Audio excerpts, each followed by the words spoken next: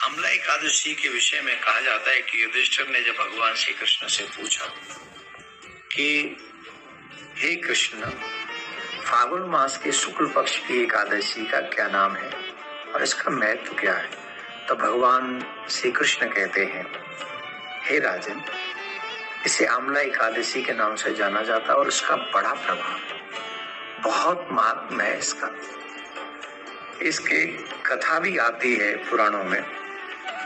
वैसे तो ये कथा और भी बहुत विस्तार से कही गई है कि राजा मानधाता को जब इस बात की बातें, तो उन्होंने वशिष्ठ जी से ये सब कथाएं पूछी हैं और वशिष्ठ जी ने कथा सुनाते सुनाते एक कथा सुनाई थी कि एक शिकारी था जो शिकार करने के लिए वन में गया था। उस दिन उसके हाथ में कुछ पड़ा नहीं था और जब उसके हाथ कुछ नहीं लगा तो वो सारे दिन व्रत रहा और रात्रि में उसी वन में वो एक जगह ऐसी जाके बैठ गया जहां सभी लोग एकादशी का व्रत करके रात्रि का जागरण कर रहे थे, तो वो भी बैठ गया वहां।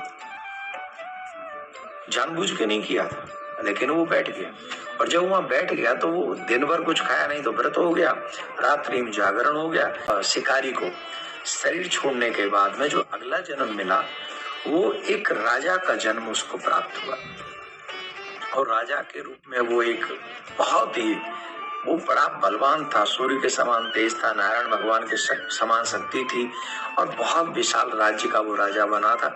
धार्मिक था, उसके बावजूद भी वो धार्मिक था, लेकिन कुछ लोगों से उसकी एक दिन वो शिकार खेलने के लिए गया था, तो जो अधर्मियों का, क्योंकि जब अच्छा आदमी होगा तो अधर्म का नाम बुरा करेगा, तो अधर्म को मिटाना चाहेगा, तो कुछ मलेच्छों ने उसके ऊपर आक्रमण किया सोते हुए और उस पर शस्त्रों का, क्योंकि अकेला था वहां, तो शस्त्रों का प्रहार कर रहे थे, प्रकोप कर रहे थे। लेकिन उस समय माँ भगवती साक्षात एकादशी प्रकट हुई और उस एकादशी माँ ने हरि की रक्षा की। आप समझ रहे हैं, एकादशी का इतना बड़ा महात्म्य है, इतना बड़ा महात्म्य है और बहुत सुंदर सुंदर कथाएं पुराणों में भी इसकी कथा का बहुत सुंदर वर्णन आता है। आमला एकादशी का व्रत फागुन मास में शिवरात्रि और होली के बीच मनाया जाता है।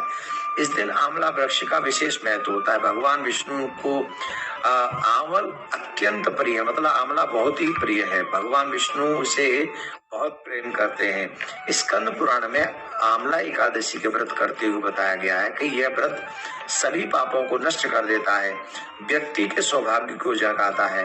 ब्रह्मांड पुराण में बताया गया है कि इस व्रत को करने से सभी दुख समाप्त होते हैं और अशुभों का नाश होता है। इसलिए आमला एकादशी को रंगभरी एकादशी भी कहते हैं।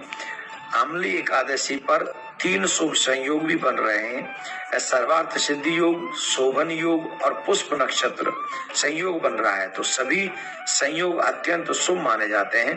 तो हम सभी को ये व्रत करना चाहिए और इस व्रत के साथ साथ मैं आपको पारायण का जो आमला एकादशी का व्रत होगा वो हम 10 तारीख को करेंगे, 10 तारीख को, और इसका जो पारायण होगा वो 11 तारीख को होगा। सूर्योदय होगा 6:07 पर और व्रत पारायण हम लोग 6:07 से 8:55 तक कर सकते हैं। और इसी दिन हमें पूर्णतः दान पुण्य भी करना चाहिए, गायों के लिए कुछ हरा चारा खिलाना चाहिए, गुड़ खिलाना चाहिए। इसी के दिन पारायण करके आदि शुभ है। तो रंगभरी एकादशी के दिन आमला एकादशी है। आप लोग सब 10 तारीख को आमला एकादशी का व्रत रखें, प्रातः काल उठें, संकल्प करें राधा कृष्ण की, सीताराम जी की, लक्ष्मी, पीले वस्त्रों को पहने, जो बहुत ज्यादा शुभ होता है, पीले वस्त्रों को पहने, आमला अवश्य ग्रहण करें और आमला भगवान को भी भोग लगाएं और उसको प्रसाद के रूप में स्वयं भी पाएं। तो